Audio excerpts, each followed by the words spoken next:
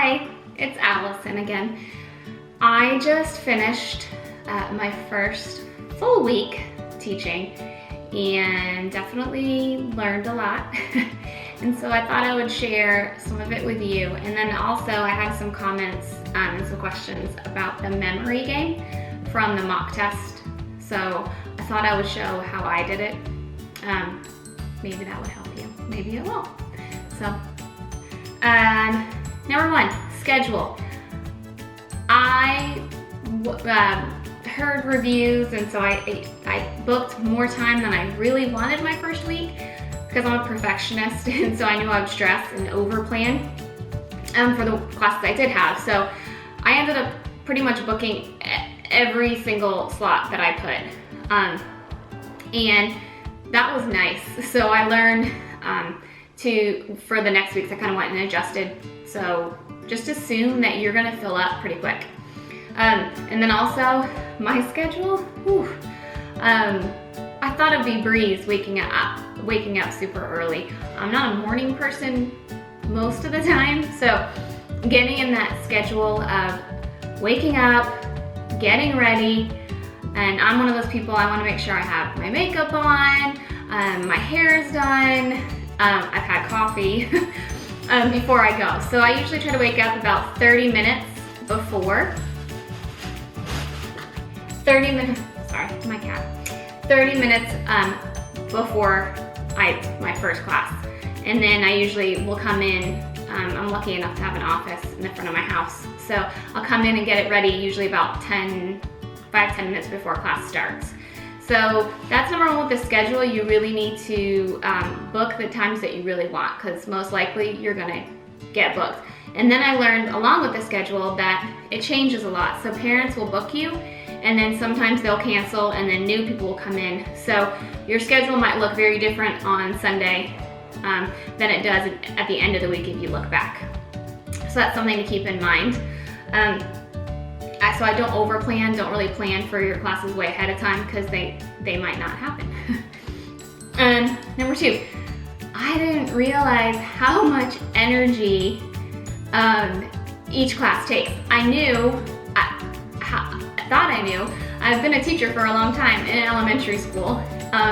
So I knew how exhausting that was, but I didn't realize how exhausting this was gonna be. Even just a couple hours a day, how much you're exerting and energy for that one child and that back and forth. So prepare to have a lot of energy. You can't really be tired. So I've been going to bed a lot earlier, so when I wake up, I'm 100% ready. So I need to invest in Starbucks, I think, too, to get through this, because I've added more hours. So this is gonna be an adventure. What I've learned too with the students is how different they are. It's just like students here in America, not surprising, but it's amazing the different levels you have. So having to adjust how you teach for each child can be a little difficult, because usually when you have been a teacher, you know your students every day, who you're gonna be with. So having to go in every 30 minutes and not know that student, and gauge it pretty quickly what you need to do, and how you're gonna respond to things, and what they're gonna actually positively respond to. That's a little bit of an adjustment too. So I'm hoping that soon I'll start to get a lot more regulars, so I'll know these students. Parents can be a huge help, or they can sometimes be difficult. So some of my students were really young, and the parents kind of helped keep them on task. So one of them, at once, she just disappeared. And so her mom got her back. But then some parents were correcting their children, and it made it more difficult for me to teach with them. So that was tough. And then some parents weren't involved at all. And there were some parents, there's two classes where the parents, you could hear them loud and screaming in the background, and even one of the students kept telling me to be quiet. So I felt bad for her, that she had a hard time listening to me because of her parents. So that's another thing, just like in schools here, every parent is different, every student is different, and you just kind of gotta go with the flow. You just have a lot less time to do it now. Prep time for my mock classes, I over-prepared and over-prepared and over-prepared. And I was doing the same thing for these classes, but I found that you don't need to do that because a lot of the lessons kind of follow the same patterns. So once you've done a couple, you kind of know. So it's good always to look and be prepared for what you're teaching, but you kind of have to change it once again based on the student. So you could prepare one way and then realize that that's not right for that student. So as long as you know the materials beforehand, you don't just go in blindly, and just kind of have an idea of what you're going to teach and maybe some props around, you'll be just fine. So just more important is to kind of understand the student. Props, definite must with the props. And I also found with this, you can't really over prepare those either. So I pretty much just have my props kind of all around me. So if I need something, I know where it is and I can grab it, because some that you think you would use aren't gonna work for that student. So kind of make sure you know where they all are, have an idea, but know where another one is if you need to grab it. Puppets came in really handy. Let me see, this is my favorite one. So that came in really handy, especially with the little ones. The modeling, they really got that. And the whiteboard, everybody talks about the whiteboard.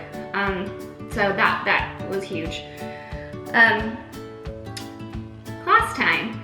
You hear in all these videos how your mock classes, you go over, and it's hard to stay in your time. And that was a problem for me too. So I was really scared when I started teaching, like, oh my gosh, I'm gonna go over. So I really stressed about it, but I've had no problem, and I've pretty much finished on time every single one without rushing. And also a couple of them, I had some extra time at the end. So the first time that happened, I kind of went in panic mode. So I went back and reviewed a couple slides that they had a hard time on, but then that really got my brain thinking, ooh, I probably need some fast finishers or fill finishers for the end ready. So I kind of went back to my teaching days and classes too of things that we would do. So based on levels for students, I made kind of a list of sticky notes. So if you want me to do a video on those, I can. So I kind of made one for each level, a couple different ones, and then I can kind of choose really quick one of them. So if you want a video on that, let me know and I'll be happy to do it.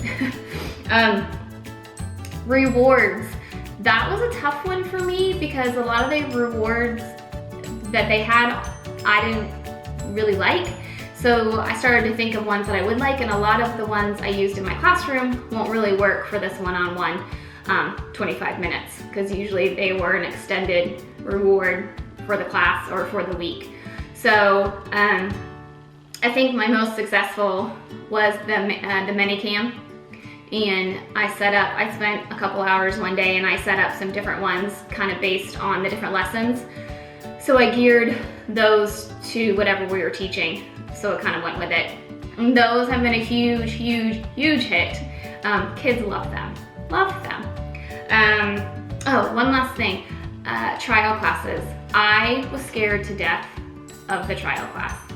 I didn't want to do one, and when I saw I had 2 this week, I panicked because I hadn't taught really, I wasn't sure, I wasn't confident, but that first one was so fun. It was so fun. It was by far my most fun class. The child had a great time, and there really is not as much pressure because as long as you're giving them a good experience and kind of gauging what they know, you don't have to get through the whole lesson. You just want to know what they know, and just basically just kind of showing them that they can learn online and have fun. So I had one this morning too, so I went into it the same way, and she was so fun. So I'm glad I did those, so I hope I get lots more of those because they're definitely my favorite, and I didn't think they would be. So on that note, the memory game. Let me show you what I did. Like I said, it worked for me. Might not work for you. You might think it's stupid. I don't know. but I'll show you. Okay, so I took one of the, I have tons of these, just a cookie sheet. And then I printed off the fox, the X, and the ox. So when we did the lesson, for the first one, you know, I would put the X. Sorry, the light's bad. It glares on this. It didn't glare on my computer. I have a ring light on. The ox, so we talked about ox, said ox. Ox. And then we talked about fox. So then I went through and said, X, X, X. Had them repeat. And then ox, and they'd already learned ox. So ox, ox, and had just different voice. Ox, ox, they got it. Fox, fox, fox. Had them repeat, and then we did X, ox, fox. They did X, ox, fox. Then we would do it in a different voice. X, ox, fox. X, ox, fox. And then X, ox, fox. Okay. After a couple times, you think they really got that, I just cut out cardstock and put a magnet. So I covered the X, the ox, and the fox, and showed them. We went to the next slide, and I showed them. And I said, "What did you see?" And they remembered X, so it was immediate. Instead of going back, I just went, "Yes, X." "What did you see?" They said, "Ox." "Yes, ox." "What did you see?" And they remembered fox. "Yes." And we went back to the slide, X, fox, or X, ox, fox. So that was the way I did it. And I think, you know, after you repeat it, they'll remember it. And then I think the cover right there, the immediate response, instead of just going through the three and then going back and seeing if they got it right, works. So immediate results for children, they like it. So that was my way I did it. You know, I'm sure there's other better ways out there, but I know that was a hard one, and people had asked, so I thought I would show you. So I hope you got something out of this video, and I have a couple more planned, so when I have anything worthwhile to say, I'll record it, and I'll see you guys soon with those. Bye. Okay, another note, if you have animals, make sure that you close the door, because this one